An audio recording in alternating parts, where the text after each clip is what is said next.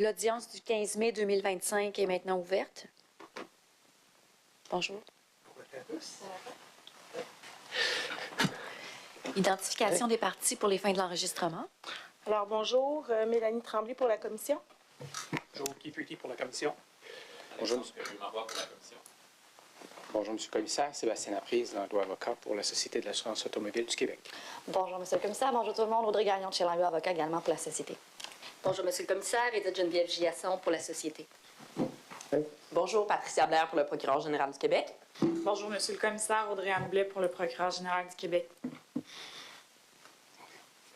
le dernier, non le moindre. Bonjour, Monsieur le Commissaire. Je m'appelle Alexandre Bedron, secrétaire d'emploi pour le témoin de Mme Louise Champlain. Alors, bienvenue. Alors, on a changé l'ordre des frappeurs ou... Apparemment. Parfait.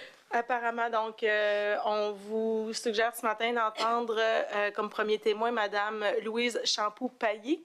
Alors, on peut l'appeler. Bonjour, madame. Monsieur le Commissaire, Oui. j'avais une demande à vous faire parce qu'il y a un autre témoin qui doit s'en venir et puis je suis en communication avec lui avec le cellulaire, un message texte. Alors, est-ce que je peux Sur regarder vibration, j'ai pas de problème. Là. Parfait, merci. Bonjour, madame. On va vous assavanter. Alors bonjour, vous affirmez solennellement de dire la vérité, toute la vérité. Dites je l'affirme. Je l'affirme. Vos noms et occupations. Louise Champoux-Paillé et je suis administratrice de société. Parfait. Merci. Est-ce que la technique, on comprend bien le témoin? Là? Des fois, il y a un ajustement de micro. Là. Tout est beau? Parfait. Alors, tout est beau. On laisse ça comme ça. Merci. Parfait. Alors, bonjour, Mme Champoux-Paillé. Je vous remercie de répondre à mes questions. Je vais débuter avec une question qui devrait être fort simple. En fait, pouvez-vous nous expliquer votre formation et votre parcours professionnel, s'il vous plaît? Bien. Alors, je suis économiste de formation avec, j'ai fait mon MBA en 86, donc un MBA en gestion. Pour vous surprendre, j'ai aussi une maîtrise en muséologie, ce qui n'est pas relié avec la SAAQ. Et j'ai évidemment un certificat en gouvernance de société du Collège des administrateurs de société. Voilà ma formation. Et pour vos expériences professionnelles maintenant? Pour mes expériences professionnelles, j'ai principalement travaillé dans le domaine financier, à la Banque nationale du Canada, qui à l'époque s'appelait la Banque provinciale. J'ai travaillé pour les coopérants dans le domaine de l'assurance vie, l'assurance générale. Et c'était quoi vos fonctions à ce moment-là? Directrice du marketing. Ensuite, j'ai travaillé pour la CNESST à titre de directrice des communications. J'ai également travaillé pour Raymond Chabot-Martin Paré, directrice des communications à nouveau. Les dates, là, c'est de 88 à 95. J'ai été vice-présidente exécutive et directrice générale de l'Ordre des administrateurs agréés du Québec. J'ai également travaillé pour Midland Baldwin à titre de VP Communication pour enfin terminer ma carrière, disons, à temps. J'aime pas ça de dire à temps plein parce que je travaille encore beaucoup, mais comme présidente du Bureau des services financiers, qui est un organisme de réglementation qui encadrait la distribution des produits d'assurance, assurance vie, assurance générale, aussi les fonds communs de placement et la planification financière. J'ai terminé en 2005. Ensuite, j'ai commencé à siéger à des conseils d'administration. Justement, pouvez-vous nous faire l'énumération des conseils d'administration sur lesquels vous avez siégé ou siégez toujours? Disons, j'ai principalement, dans les sociétés d'État, j'ai siégé à une société d'État, je ne sais pas si je peux l'appeler société d'État, mais à l'Université du Québec à Montréal. J'ai également siégé à l'Auto-Québec. Ensuite, présentement, il y a la SAAQ, plus je siège à Poste Canada, ainsi qu'à Poste Canada ainsi qu'à la Chambre des notaires du Québec. J'ai siégé à d'autres conseils d'administration peut-être un peu moins importants, mais pour lesquels j'y ai mis tout mon cœur, à savoir l'hôpital Sainte-Justine. Jusqu'à tout récemment, j'étais vice-présidente du conseil d'administration de l'hôpital Sainte-Justine. Alors, je comprends que c'est un poste que vous n'occupez plus maintenant. Bien, c'est un poste qui est en transition. Je continue à être... Il n'y a même pas de séance du conseil d'administration. Alors, on est en attente de renouvellement de mandat, si ça existe. Alors, si je comprends bien, actuellement, vous êtes toujours sur le conseil d'administration de la SAAC. Absolument. Et vous occupez également sur celui, juste pour que me rappeler la mémoire, en ce moment, vous en occupez 2 autres, hein? Oui, Poste Canada et la Chambre des notaires. Chambre des notaires, parfait, merci. Pouvez-vous nous expliquer de quelle façon vous êtes arrivé à siéger sur le conseil d'administration de la SAAQ? Alors, quand j'ai fait mes études au Collège des administrateurs de société en 2006-2007, on fait des rencontres avec des collègues. Et à ce moment-là, j'avais rencontré, je pense que c'est Claude Gélina, qui était le secrétaire institutionnel de la SAAQ. Il m'avait parlé un peu de la société que je connaissais déjà plutôt bien. Et je lui disais, ça serait intéressant, j'aimerais ça, si possible, de pouvoir un jour siéger à la Société d'assurance automobile du Québec. Et je pense que c'est en 2011. Je lui ai écrit pour un courriel pour lui dire... En 2011, vous dites? 2011, pour réitérer mon intérêt. Puis il m'avait dit à ce moment-là, il dit, c'est pas nous qui procédons aux nominations. Tu devrais écrire au conseil exécutif. Ce que le collège aussi nous recommandait d'écrire directement. Et également, moi, j'avais été, quand j'ai été présidente du bureau des services financiers, je relevais de Mme Marois, qui était alors ministre des Finances. Alors, j'avais aussi informé là, que si elle avait été satisfaite de moi, parce que c'est comme ça que ça fonctionne, si elle avait été satisfaite de moi, bien, si elle entendait parler... qu'elle se souvienne de ma contribution au Bureau des services financiers. C'est comme ça que je suis arrivée. J'avais un intérêt pour la Société d'assurance automobile du Québec. Et vous êtes arrivé quand exactement? Au mois de février 2014, c'est-à-dire peut-être plus vers la fin du mois de février, je vous dirais. Si je vous suggérais le 26 février 2014, oui, ça fait du sens? Absolument, vous avez raison. Et je comprends que vous avez jamais quitté votre poste d'administratrice au sein de la SAAQ depuis ce temps? Absolument. Justement, on va arriver, évidemment, vous êtes ici à ce titre-là. Est-ce que c'est possible de nous expliquer comment vous percevez votre rôle, vous, à titre d'administratrice du CA de la SAAQ? Mon rôle consiste, c'est un rôle de groupe, au fond, un conseil d'administration. C'est un groupe de personnes qui prennent des décisions et qui ont pour objectif, au fond, d'établir la vision de l'organisation, mais également d'assurer une saine supervision des opérations. Moi, j'ajoute aussi dans cette fonction de supervision, le rôle du conseil d'administration est aussi un rôle d'accompagnement auprès de la direction générale. Accompagnement, c'est-à-dire être de bons conseils pour les appuyer dans leurs différentes opérations. Et puis, pouvez-vous nous expliquer un petit peu le fonctionnement? Vous êtes quand même là depuis maintenant près de 11 ans, ou 11 ans. Vous avez eu votre anniversaire de 11 ans. Pouvez-vous nous expliquer un peu le fonctionnement? Le fonctionnement, bien, on se réunit, je pense, généralement 10 fois par année. Toutes les réunions du conseil sont présidées par la présidente ou le président du conseil. on reçoit les ordres du jour suffisamment longtemps d'avance pour qu'on puisse bien se préparer. Ces ordres du jour sont accompagnés de documents qui sont plutôt volumineux. Je vous dirais qu'en général, les réunions de conseil peuvent me consommer, conseil et comité, 15 à 20 heures de préparation.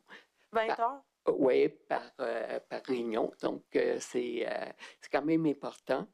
Et ensuite, on a un huis clos c'est-à-dire au départ, entre les membres du conseil d'administration pour s'assurer que tous, on a la même lecture des documents qui nous ont été remis, puis sont suffisamment bien, disons, qui nous donnent suffisamment toute l'information nécessaire pour qu'on puisse prendre la bonne décision.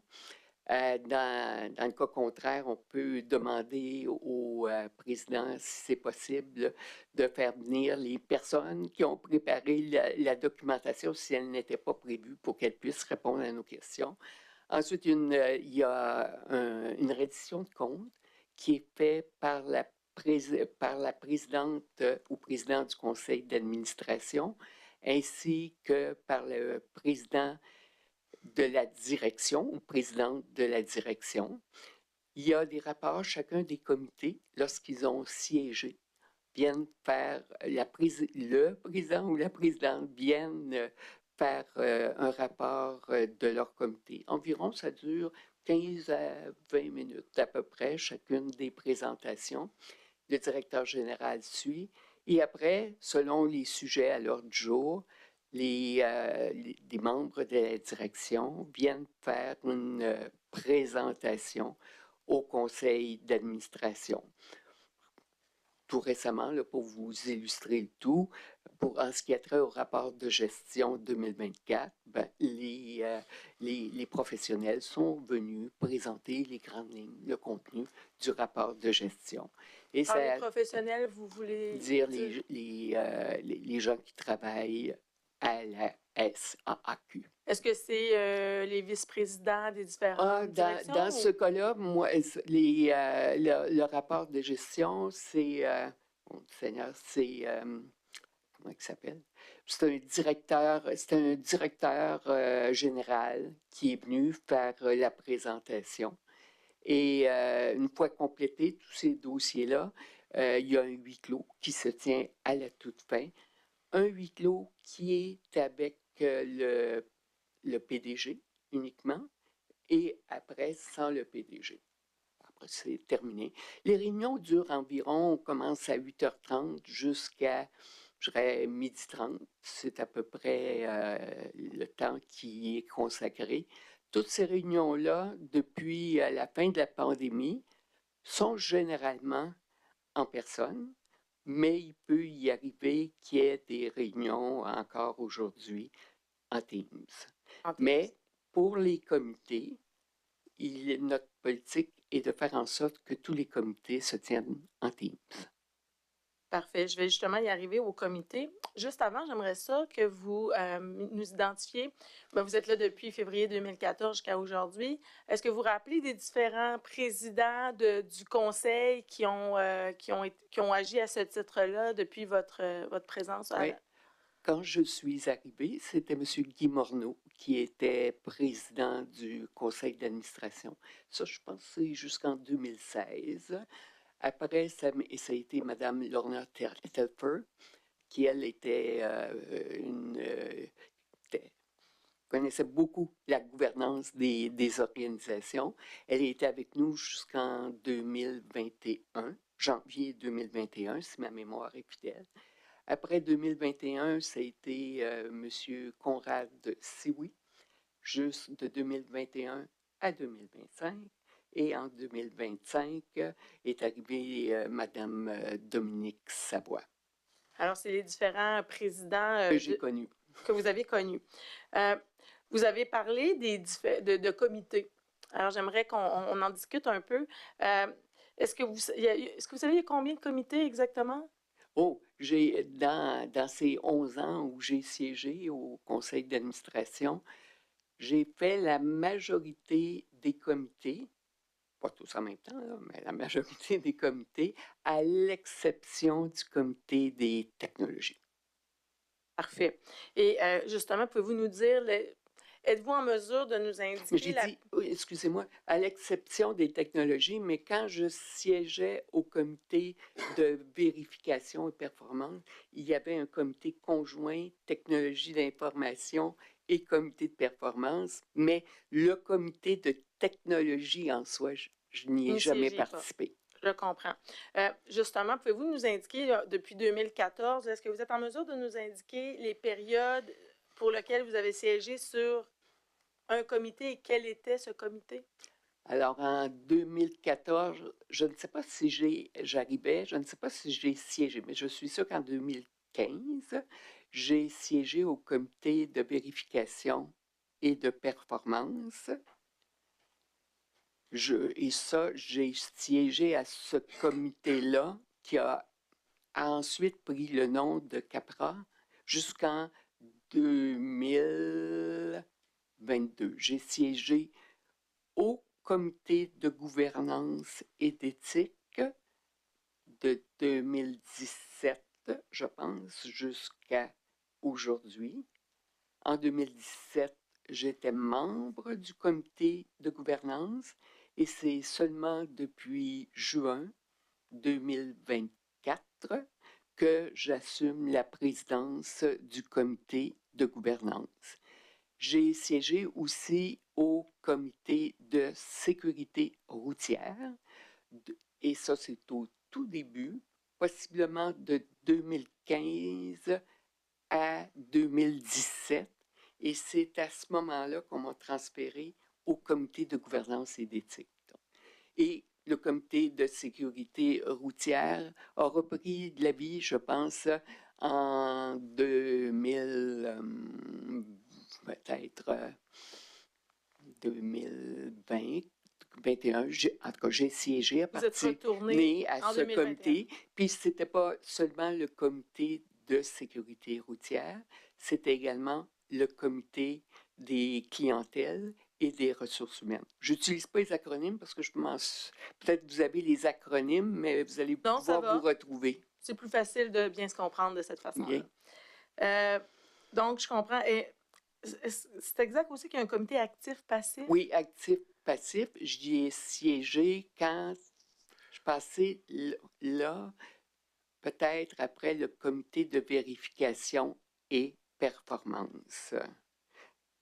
La vérification, je pense, c'est 2015 à 2018 à peu près. Puis en 2018, ça a été le comité actif-passif. Vous avez raison. J'aimerais peut-être que vous nous indiquiez le comité. Je vais vous demander peut-être le rôle de deux comités plus spécifiquement, là. Le comité de vérification. Alors, vous avez siégé, je comprends, vous jusqu'en 2020, de 2015 à 2022, donc vous avez été là quand même pendant 7 ans. Est-ce que c'est possible de nous indiquer un peu le rôle de ce comité-là? Oh, le rôle de ce comité-là était d'approuver, de regarder les états financiers annuels et de les recommander au Conseil. C'était de suivre le budget en regard de la performance de la société en regard du budget. C'était aussi d'approuver le plan de l'auditeur interne ou de l'auditrice interne, parce qu'il y a eu au départ une auditrice interne. Alors, c'était d'approuver le plan de l'auditeur interne et de faire un suivi à la fin de l'année pour savoir s'il avait accompli son plan d'audit interne. C'était aussi, et c'est un peu ça pour moi qui était important, j'ai enseigné la gestion des risques. Alors, sur le plan de la gestion des risques, c'était de recevoir annuellement l'analyse des risques de la société et des suivre. Alors, ça aussi, c'était un élément important du comité de la vérification et de la performance. Et conjointement avec le CTI, c'était de suivre le développement des portefeuilles en investissement, mais avec des lunettes beaucoup plus financières que que l'autre comité faisait. Je comprends. Vous avez mentionné que vous avez enseigné la gestion des risques quand et où? Oh, j'ai enseigné ça à l'UQAM. J'ai enseigné à l'UQAM. J'ai été chargé de cours à l'UQAM de 2012 à 2021. Je l'ai enseigné au niveau de la maîtrise, mais aussi au niveau du bac. Merci. Alors, c'était pour le comité de vérification. Maintenant, vous avez également, j'aimerais que vous nous expliquiez le rôle du comité de gouvernance et d'éthique sur lequel vous siégez toujours, et même à titre de président. Oui, alors ça, c'est mon comité qui fait appel à mes connaissances en gouvernance. Alors, notre comité, sur ce plan-là, doit approuver approuver et recommander au conseil pour y faire attention, le code de déontologie pour les administrateurs ainsi que pour les hauts dirigeants de l'entreprise. Il se doit de mettre à jour les règlements internes de l'organisation. Pour vous donner un exemple, l'an dernier, on a créé un comité des projets majeurs, ce qui n'était pas inclus dans nos règlements internes. Alors, on a revu notre règlement interne pour inclure ce nouveau comité avec une charte des responsabilités. On a aussi comme responsabilité d'élaborer un processus d'évaluation des membres du conseil d'administration, d'évaluation de la participation des membres du conseil et du fonctionnement du conseil. Est-ce que les membres du conseil trouvent que le conseil d'administration fonctionne bien et également les comités? On a aussi comme responsabilité d'établir le profil des administrateurs de société. Ça a été, disons, un travail en 2023, qui a requis beaucoup d'efforts. Parce qu'on a essayé. C'est nouveau, ça? Hum? C'est nouveau, ça? Bien, dans le règlement interne de la SAQ, il y avait des éléments identifiés pour pouvoir bien identifier, bien choisir les administrateurs.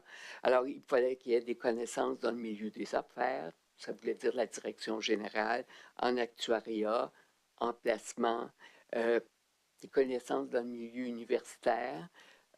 Aussi, il y avait des connaissances en droit, mais c'était identifié comme ça, là, généralement. Nous, notre travail, ce qu'on a fait, puis aussi en s'inspirant de qu'est-ce qui se fait dans les grandes entreprises, ça a été d'identifier de façon plus précise les qualités qu'on recherchait chez les administrateurs. Donc, qualités en gouvernance, des qualités en gestion de risque, des qualités en droit, ça a été maintenu, en développement durable, parce que j'ai enseigné aussi le développement durable, des qualités en technologie, évidemment. Et là, partant de ces qualités-là, ce qu'on a fait, on a demandé à chacun des administrateurs de qualifier leur expertise eu égard à ces différents domaines-là. Alors, ce qui a été pour nous, ce qui était important, c'est qu'on ne retrouve pas, comme on peut retrouver dans d'autres des sociétés publiques, des gens cochent. Toutes ces qualités-là, quand vous êtes rendu peut-être à 45 ans, 50 ans, vous avez fait la planification stratégique, vous avez une expérience en direction générale, etc. Puis les gens cochent tout. Nous, ce qu'on a fait comme exercice, ce qu'on leur a demandé, on a dit, vous allez nous dire si vos qualités de base, est-ce que vous avez des connaissances de base, intermédiaires ou avancées dans chacune de dans chacune des qualités recherchées.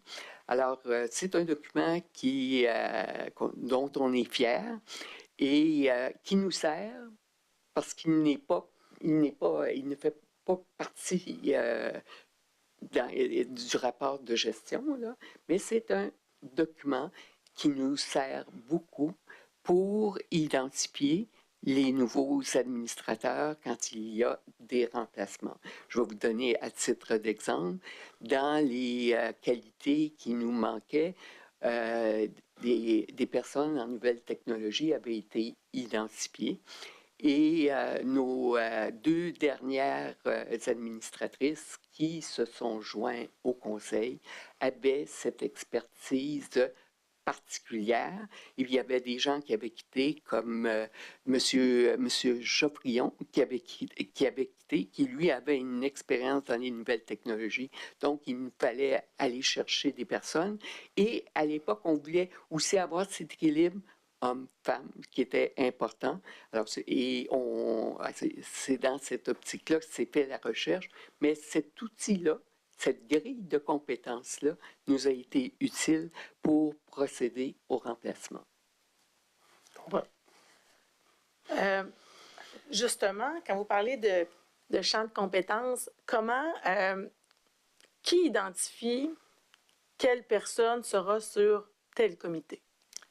C'est la présidente, la présidente du conseil d'administration, mais je pense que si je me fie à l'expérience que j'ai eue, la grille de compétences sert, mais aussi chacun des administrateurs sont rencontrés pour qu'ils puissent exprimer dans quel conseil d'administration et dans quel comité ils souhaitent siéger.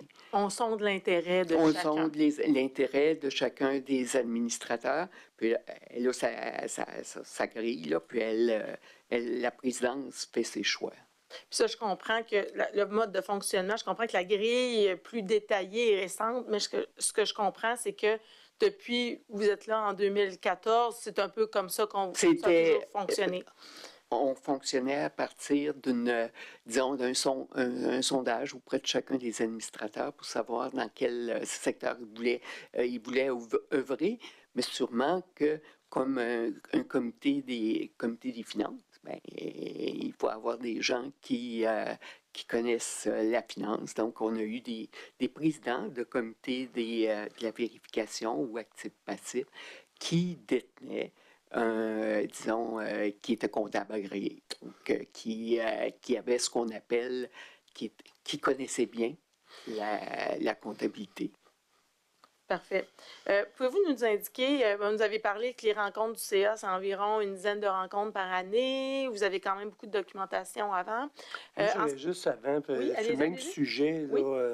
juste avant, là, alors vous dites, bon, vous élaborez des compétences recherchées, puis c'est excellent de faire cet exercice-là.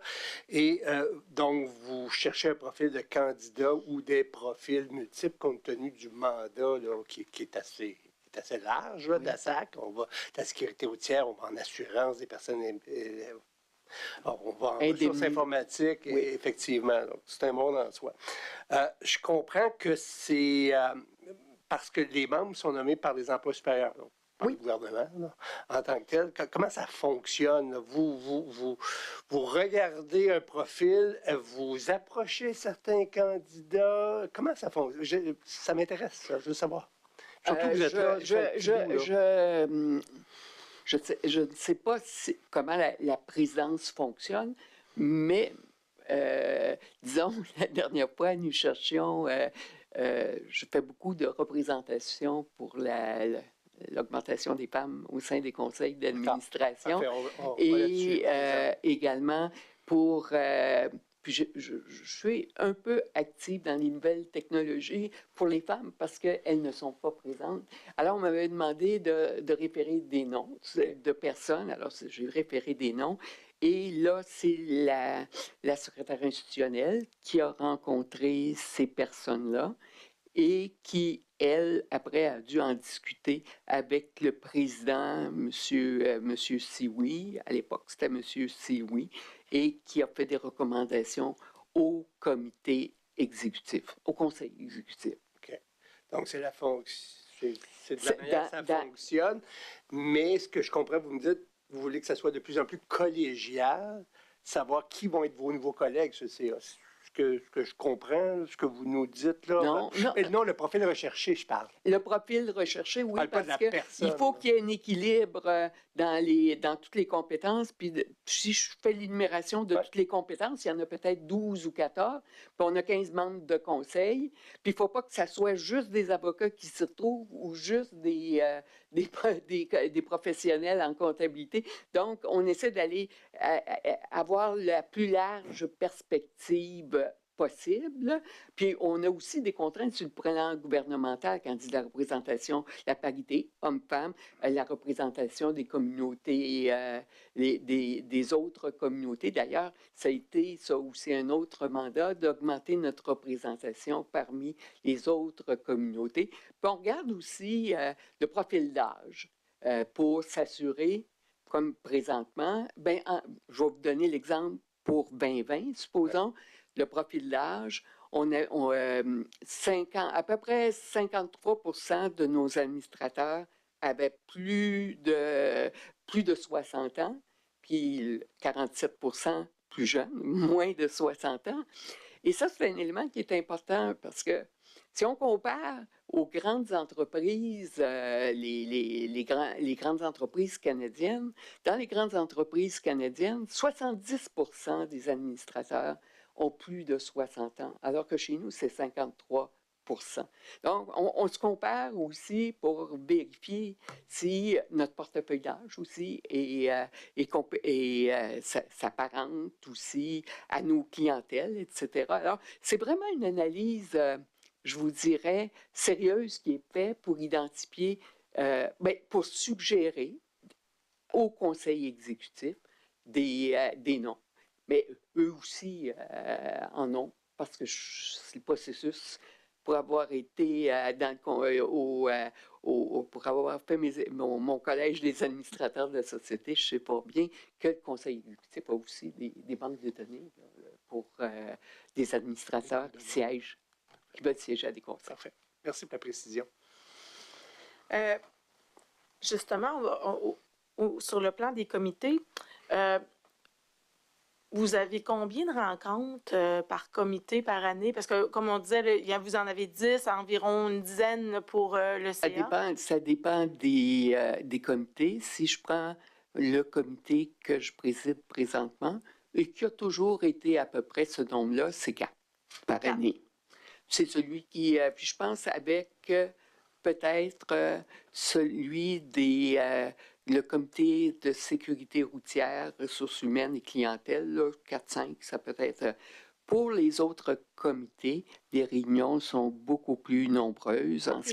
Oui, vérification, c'est peut-être une dizaine de rencontres. Puis si on ajoute avec les rencontres conjointes avec technologie, ça pouvait faire facilement une vingtaine de rencontres par année. Donc, je comprends qu'il y a des comités qui se rencontrent plus fréquemment que d'autres. Oui.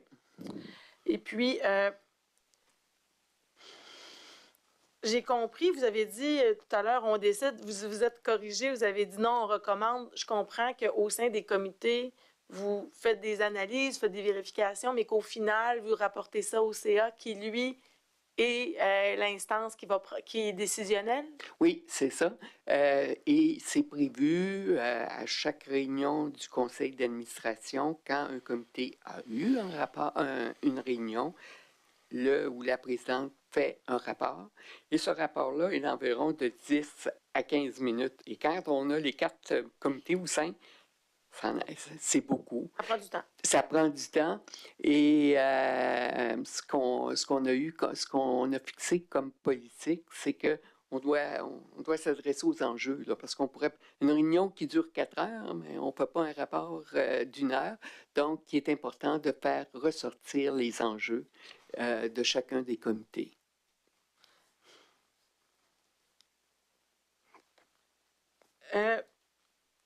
À l'époque, si on se ramène à votre arrivée autour de 2014 jusqu'à maintenant, est-ce qu'il y a un comité plus particulier qui était en charge de suivre le projet CASA? C'était sûrement le comité des technologies. Est-ce qu'à votre avis, il y en avait plus qu'un qui suivait ce projet-là? Vérification, peut-être? Vérification et performance. Mais plus spécifiquement, là, c'était le comité des technologies qui était, disons, présidé par Mme Anne-Marie Croteau, je pense, et M. Geoffrion y participait, M. Caron et peut-être Mme Tivierge, là, mais ce sont les personnes là, que je pourrais identifier. Et vous, à titre de... Parce que je comprends que vous étiez sur le comité vérification à partir de 2015 à 2022. Alors, est-ce que vous avez souvenir d'avoir eu des discussions en lien avec le projet CASA, que ce soit uniquement au sein du comité de vérification, je vais arriver au CA plus tard, là, que ce soit juste au comité de vérification ou bien en comité conjoint avec le comité TI? Oui, disons que il y a eu d'une part, les premières discussions qui ont eu lieu, c'est en regard de la gestion contractuelle de l'appel d'offres. Pour moi, il est important que je suis une fille de valeur. Donc, il était important qu'on puisse vérifier si l'intégrité du processus, savoir que tout le monde qui avait de l'équité, que ceux qui présentaient, qui participaient à l'appel d'offres, bien puissent compter sur la même information puis la transparence. Pour moi, c'était un élément important. À l'époque, il y avait une nouvelle façon de gérer ça. Ils appelaient ça le dialogue compétitif. Et ce dialogue compétitif permettait aux personnes, aux organisations qui avaient été sélectionnées pour participer à l'appel d'offres, de participer à une réflexion sur ce que devrait contenir l'appel d'offres. Il y avait déjà un document de travail, je pense. Je n'ai pas assisté à ça, mais il y avait un document de travail qui était présenté et ils enrichissaient cet appel d'offres jusqu'à un point donné. Et pour moi, cet élément-là, je me souviens d'avoir dit il serait bon qu'on puisse vérifier si ça se fait correctement. On me disait que c'était enregistré, que ce processus du dialogue compétitif était enregistré, mais finalement, on a pris la firme Mallette qui est venue regarder tout ce processus de gestion des appels d'offres pour nous rassurer sur son intégrité, son équité, puis sa transparence. C'était quoi le rapport que vous avez eu de ça, la firme? Que la firme nous a conforté sur le fait que les principes qui devaient être respectés avaient été respectés. Je comprends. On va y revenir à ça. J'aimerais maintenant qu'on revienne peut-être à votre rôle au CA, que vous nous indiquiez quand vous arrivez, vous, en 2014, le projet CASA, on en est où? En 2014, moi, j'entendais surtout parler d'un projet pérennité là, pour assurer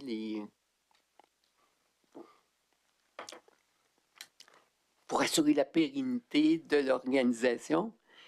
Et à l'époque, c'était un projet qui visait à remplacer les vieux ordinateurs. Parce qu'on disait que tous les ordinateurs, le parc d'ordinateurs datait de plusieurs décennies, puis qu'il nous fallait le remplacer. C'est comme ça que j'ai été, au départ, sensibilisé à ce projet-là. Est-ce qu'il y avait plus que les ordinateurs? À compter de 2015, là, ça a commencé à mettre la chair alentour de l'os. Et là, le projet devenait réellement un projet de transformation numérique et avec tous ces volets. Puis ça touchait l'ensemble de l'organisation. Donc, ce n'était pas juste du remplacement de machines, mais c'était vraiment à la recherche de nouvelles façons de faire pour assurer un meilleur service à la clientèle. Puis ça touchait tout autant l'indemnisation, qui pour moi était bien importante, que les émissions de permis puis d'immatriculation. puis les fonctions de soutien.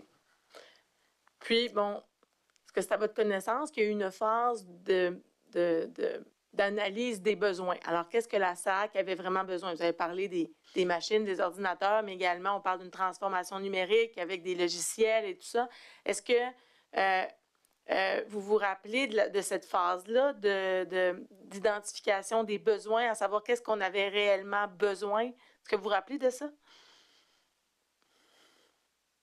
Sûrement qu'il y a eu des présentations générales, des présentations, je ne siégeais pas au comité de technologie. Alors, je ne sais, peut-être c'est... Et au CA. Oh, mais au CA, des grandes lignes, oui, de qu'est-ce qu'on visait comme projet, là, parce qu'on l'appelait CASA, Carrefour des solutions d'affaires. Donc, puis on voyait que ce qu'on recherchait, c'était vraiment de toucher l'ensemble de l'organisation, ses façons de faire, pour les mettre à jour. Et ça, c'est le grand principe. Maintenant, pour y arriver et voir qu'est-ce que la société avait réellement besoin, est-ce qu'au CA, vous vous rappelez qu'on vous rapporte, en fait, ou est-ce que vous-même, vous participez à cette analyse de savoir de quoi la société a besoin? Moi, je n'ai pas participé à ça. Sur le plan, moi, ce qui me préoccupait beaucoup, c'est qu'on puisse regarder l'indemnisation. Malheureusement, on n'est pas rendu là. Mais c'était le volet service à la clientèle. Donc,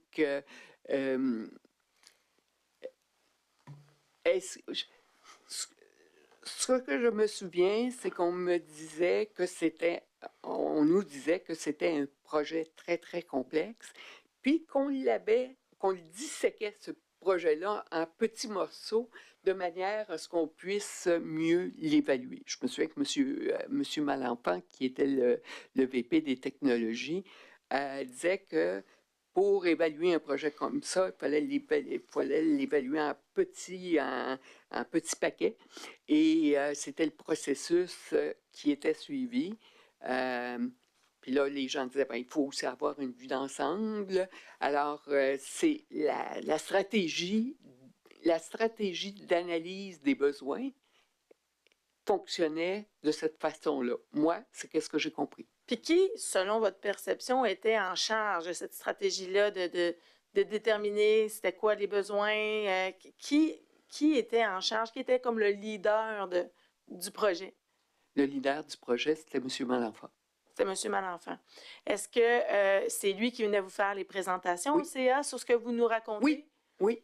C'est lui? C'est lui, mais il y avait eu préalablement une présentation au comité des technologies qui avait regardé tout, sûrement l'avait bonifié, puis ça nous était présenté au niveau du conseil d'administration. Et je peux vous dire qu'on dit souvent les administrateurs devraient être payés aux bonnes questions posées. Bien, il y en avait beaucoup de questions, à ce moment-là. Vous êtes au comité vérification. Alors, est-ce que vous avez un rôle à jouer à ce stade-là sur justement l'identification des besoins là, avant qu'on lance? Non, on a eu surtout, nous, notre implication a été au niveau du regard sur le contrat, je pense, mais pas l'identification de besoins. Du moins, j'ai été à mes premiers pas au sein du comité de vérification. C'était vraiment plus du côté des technologies que ça se faisait. Je comprends. Justement, vous nous avez parlé de M. Malenfant. C'était quoi son rôle dans tout ça? C'était le chef d'orchestre dans le domaine des technologies, dans le domaine aussi de l'identification des solutions, en regard des comment nous étions pour procéder en ce qui a trait au logiciel, tout ça. C'était l'âme dirigeante du processus. Est-ce qu'il semblait en contrôle du projet? Oui, pour moi, Macrobien, c'est un langage qui est souvent très technique, là, mais je peux vous dire que de la façon, la rigueur qu'il mettait dans l'élaboration des besoins, là, ce qu'on pouvait dénoter, ben, pour moi, mais il rappelait tout le temps que c'était un projet qui était très, très complexe. Ça revenait à chaque reprise. Et qui était le PDG à ce moment-là? C'est Mme Tremblay. Nathalie Tremblay. Et eu égard justement aux présentations qui vous sont faites, puis je suis toujours à l'identification des besoins, là, on va avancer, là. Mais c'était quoi le rôle de Mme Tremblay dans justement la présentation des balbutiements de ce projet-là? Mme Tremblay faisait les introductions, les introductions pour les présentations, mais je pense que toutes ces présentations-là étaient revues au niveau du comité de direction de l'organisation. Donc, elle rappelait également que tout ce qui nous était présenté avait été revu par son comité de direction et que le comité de direction supportait ce qui était présenté. Okay. C'est exact de dire que c'est M. Malenfant qui était plutôt l'acteur principal. Mme Tremblay était à ses côtés, mais c'était M. Malenfant qui était comme le leader, entre guillemets? Moi, c'est ma perception. C'est votre perception. C'était beaucoup technique, ce qu'on vous présentait. Hein? C'était beaucoup technique. Vous donner juste un exemple. Le logiciel qui a été choisi, là, de SAP, là, c'est un logiciel qui est comme dans un pain. Et il faut, pour certaines fonctions, comme pour finances, puis les ressources humaines, là, dans la livraison 1, là, c'est à peu près la même chose dans toutes les organisations. Fait que le logiciel, il est capable de bien traiter ça. Mais permis puis immatriculation, c'est quand même particulier à une organisation. Et quand vous dites technique, là, on avait ce qu'ils appellent des RICEF. Ça, c'est des outils de personnalisation qui sont reliés au SAP, là. Il y en a fait 1500. 1500 efforts de personnalisation. Et je me souviens qu'on essaie des gens qui ne viennent pas des technologies. Là. Dans le fond, c'était un peu ma sous-question que j'avais après. C'est-à-dire que c'est un peu un acte de foi. Là. Les gens, c'est des professionnels qui viennent nous présenter quelque chose. Comme vous l'avez dit tantôt, c'est le vice-président aux technologies de l'information.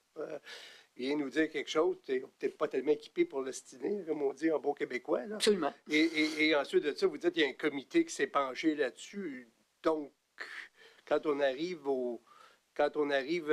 rendu au CA, qu'il faut décider, puis on a eu une présentation, mais on se dit... possiblement que ça a bien de l'allure, puis on vote pour. C'est à peu près là, ce que je... Oui, c'est à peu près ça, mais il arrivait des fois qu'il y a des angles qui n'avaient pas nécessairement été couverts, puis que des questions étaient posées. C'est qui les posait, ces bonnes questions-là, parce que tantôt, vous avez dit, il y avait des bonnes questions. Qui c'est qui les posait? Qui c'est qui pouvait challenger, par exemple, M. Malenfant? Qui pouvait challenger M. Malenfant? Je vous dirais qu'il y avait, ça c'est, vous êtes à peu près dans la période 2015-2017, monsieur le commissaire? À peu près, oui. Oui, mais pour mieux suivre, monsieur Geoffrion, il posait souvent d'excellentes questions. Qui en posait à cette époque-là? Parce que Mme Croteau était très active, mais c'est elle qui était présidente du comité. Donc, elle avait probablement déjà posé. Elle avait déjà posé ces questions. Et qui pouvait aussi en poser à ce moment-là.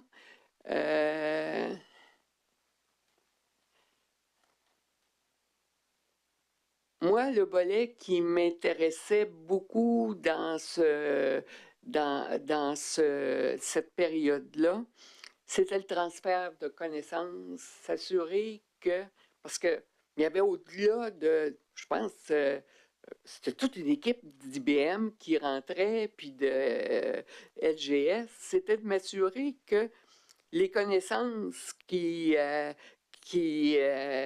provenaient de ces groupes-là, ben, qui puissent être transférées, qu'il y ait un plan de transfert de connaissances de façon à ce que ça soit vraiment pas seulement un investissement dans les logiciels puis dans tout ça, mais un investissement dans les personnes pour que ces personnes pour que les gens de la SAAQ qui travaillent dans le domaine des technologies puissent apprendre de ces gens-là qui provenaient d'IBM de manière à ce qu'on puisse bâtir une bonne force en matière de nouvelles technologies. Alors, je posais souvent des questions à savoir, qu'est-ce que vous faites pour vous assurer qu'il y ait ce transfert de connaissances auprès de notre personnel?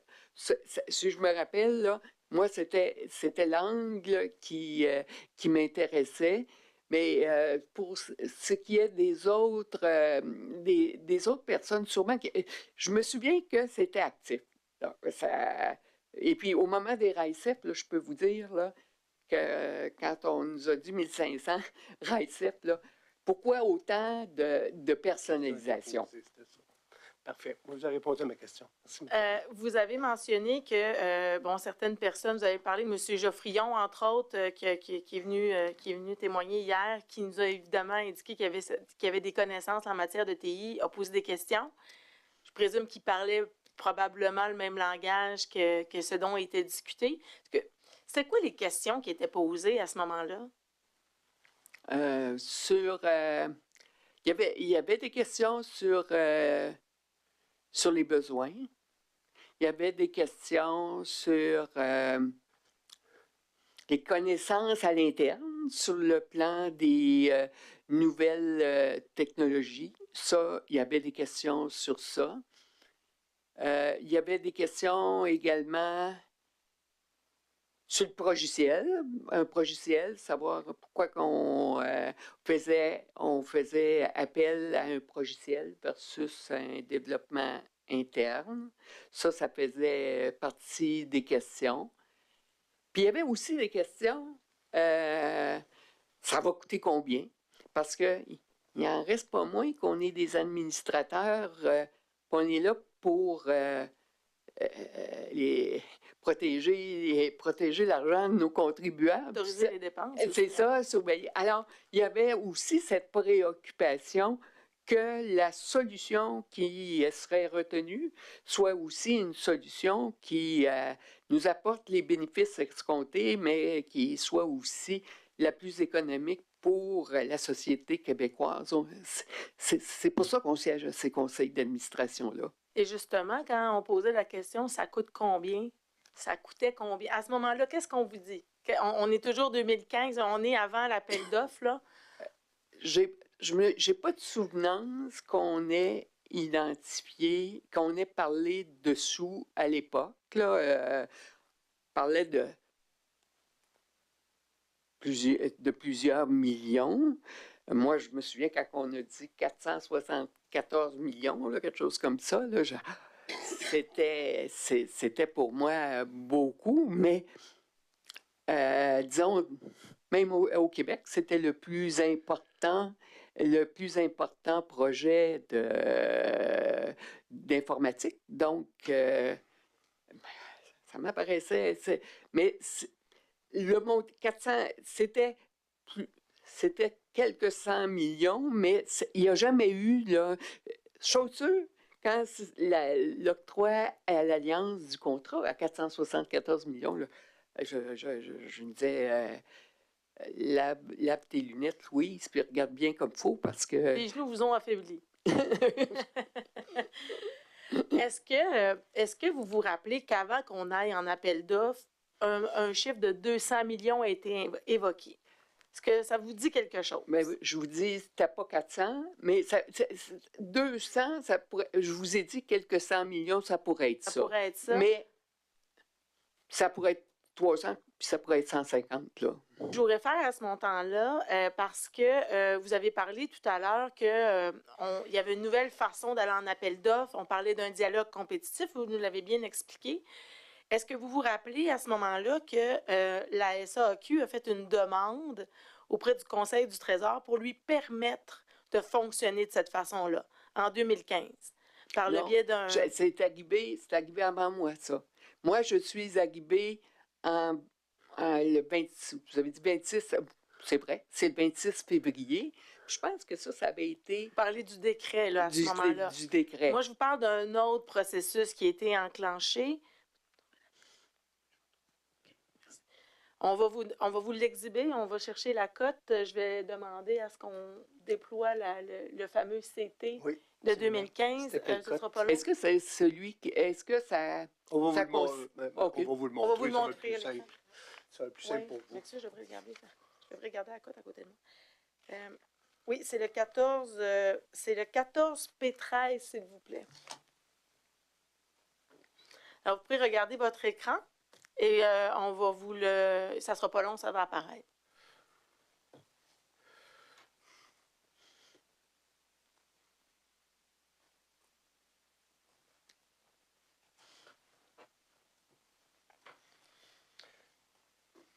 Alors, c'est le fameux document, vous voyez, il est daté du 21 avril 2015. Donc, je comprends que vous êtes là depuis 14 mois, on dirait. Oui. Hein? Ensuite, je vais vous demander de regardez, objet de la demande.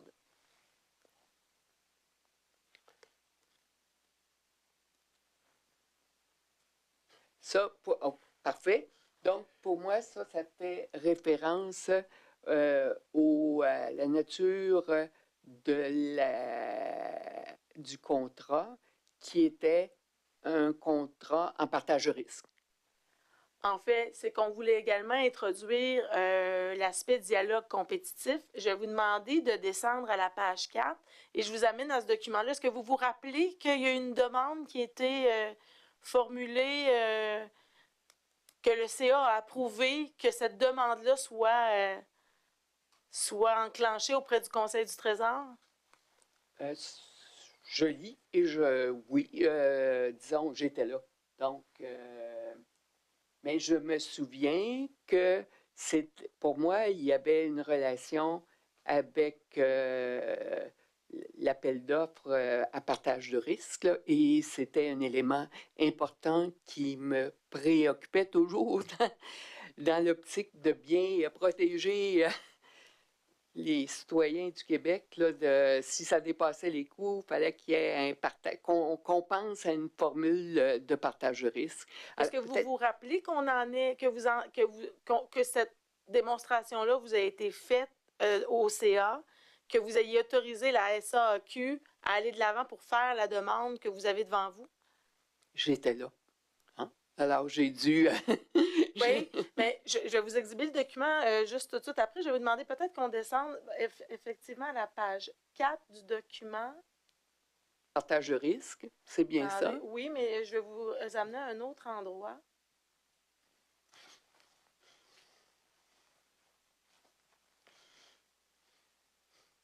C'est la page 4. Je m'excuse. Attendez, je vais prendre le document.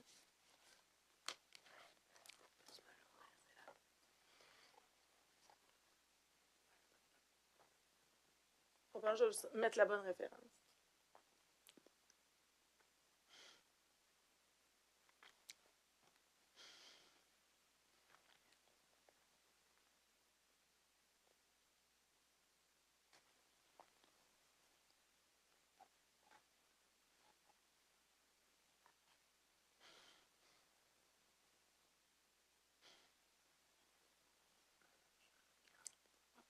OK. On est bien à la page... Vraiment, la page 4 du document, je m'excuse. J'avais la bonne page, j'ai douté. Au paragraphe H.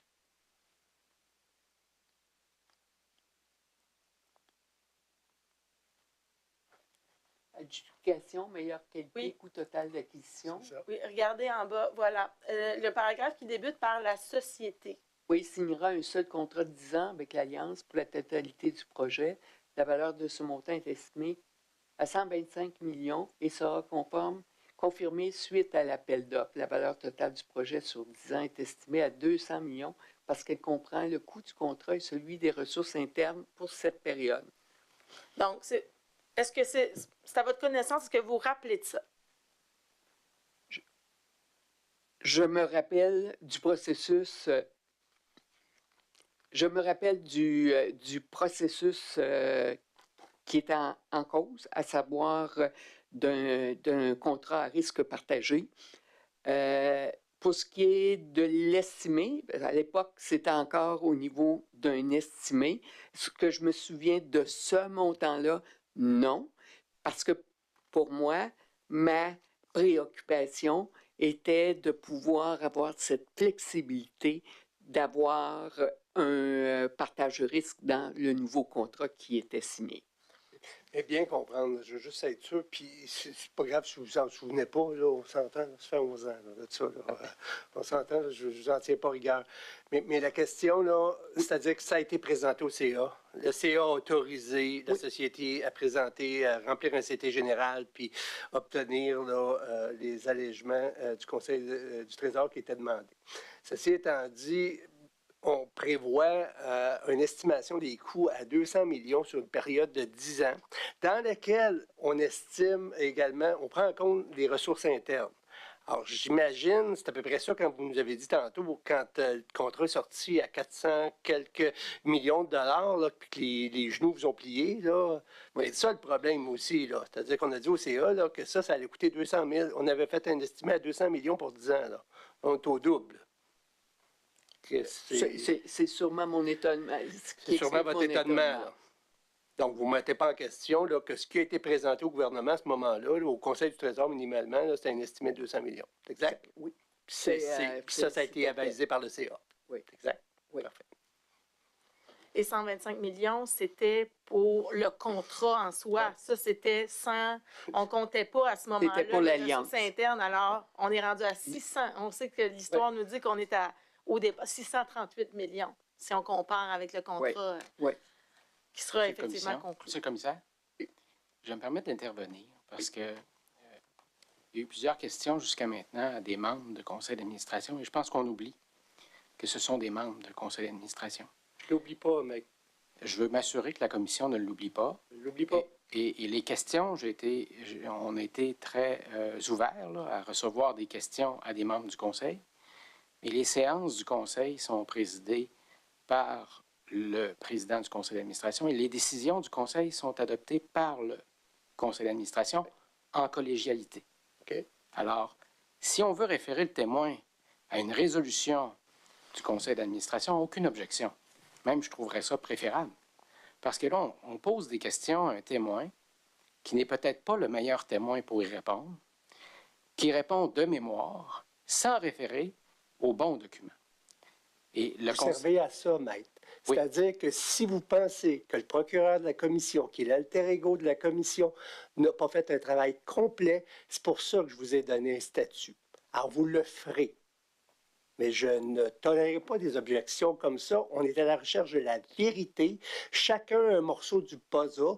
Et vous avez raison. Si vous voulez attirer l'attention du témoin qu'on n'a peut-être pas pensé, vous le ferez. Mais, Monsieur le commissaire, avec beaucoup de respect, la vérité ne sortira pas de mauvais témoins ou de questions qu'on pose à un mauvais témoin. Et la meilleure preuve, c'est de poser la question au témoin en fonction d'un document auquel le témoin a participé. Alors, la formation, là, moi, là, c'est de prendre en compte l'ensemble de la preuve. On est rendu au 3e témoin de fait.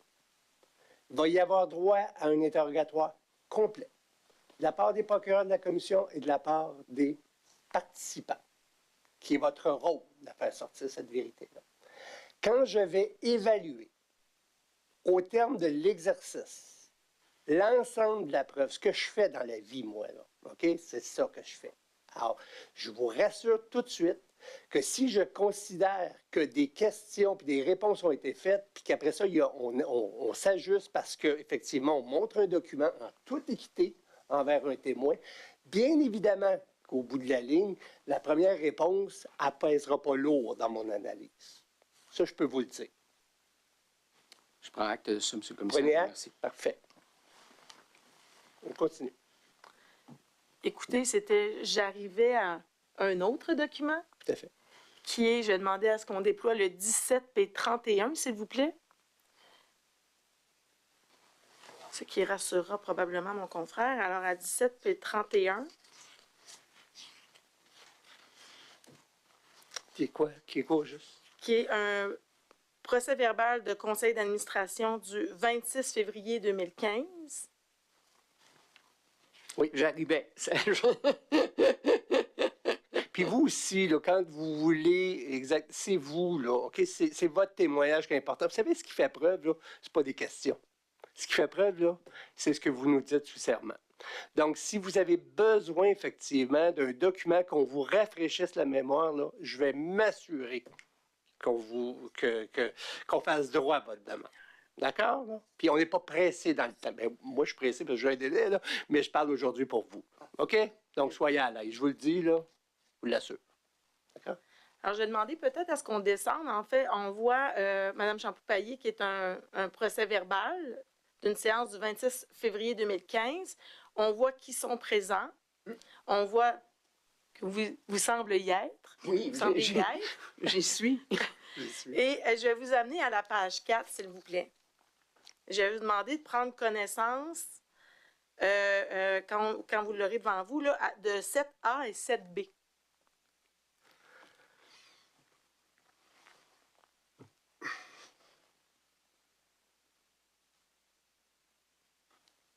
Oui.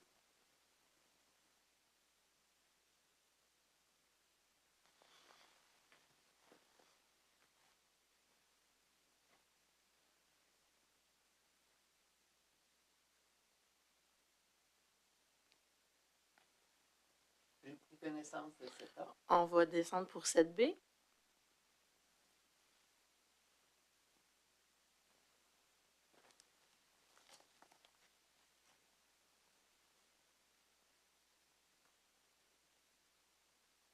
Oui.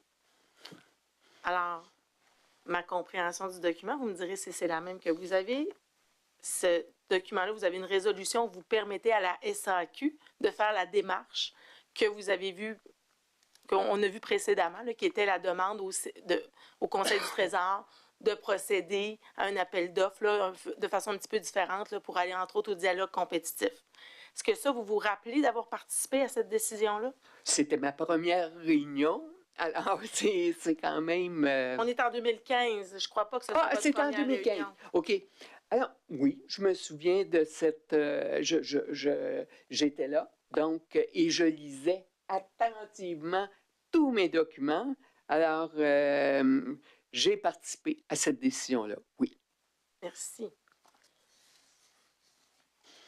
Document que vous recevez, m'avez dit préalablement. C'est pas Préalablement, quand même d'avance.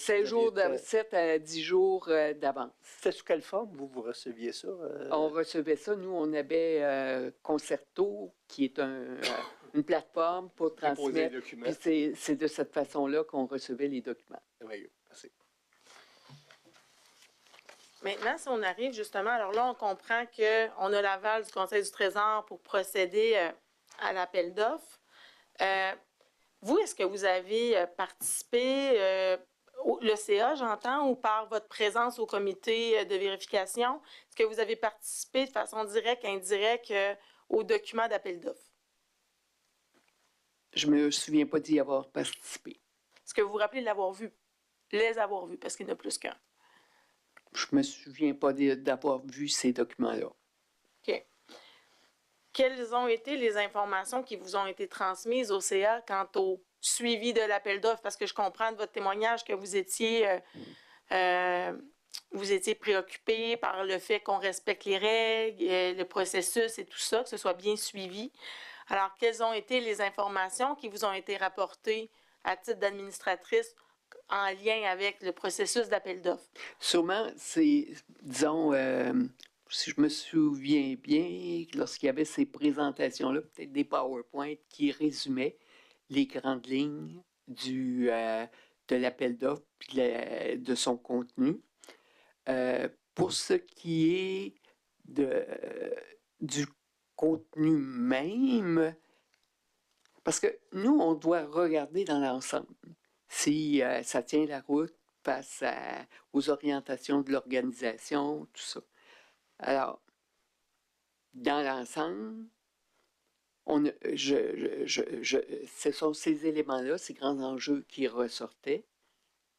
Et pour ce qui est de tout le volet technique, là, les gens ont...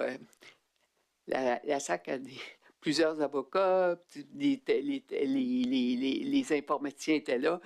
Pour moi, c'était de m'assurer que dans les grandes lignes, cet appel d'offres et la décision qui était prise était correcte.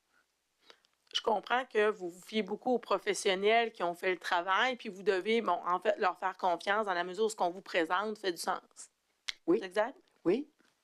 Oui, parce que j'ai pas ces connaissances-là. Mais moi, comme administratrice, ma connaissance, c'est de m'assurer que ce qui est présenté, ça nous permet d'atteindre notre planification puis nos objectifs d'entreprise.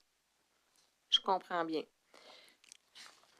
Donc, c'est quoi la présentation qui vous a été faite en lien avec, le choix des co-contractants là, à l'issue de l'appel d'offres?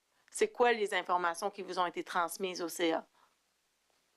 Qu'est-ce que vous voulez dire? En fait, quand on a fait le choix, là, on a fait le processus d'appel d'offres, il y a eu des candidats qui ont été retenus, on a fait notre sélection, notre dialogue compétitif, on arrive là, à l'aube de signer le contrat. Alors, qu'est-ce qui vous est expliqué en lien avec ça, sur ce processus-là et les résultats? Que c'était le meilleur choix possible compte tenu des besoins qu'on avait identifiés. Ça, pour moi, c'était clair.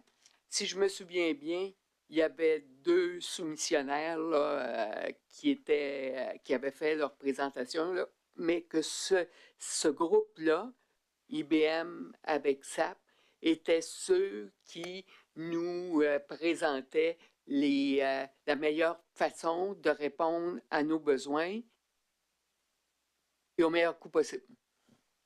OK. Et justement, en parlant du coût, rendu à l'issue de l'appel d'offres, c'est quoi le coût qui vous est... est-ce que c'est à ce moment-là qu'on vous informe? Vous parlez de 470 millions, là. Oui. Est-ce que c'est à ce moment-là? Oui.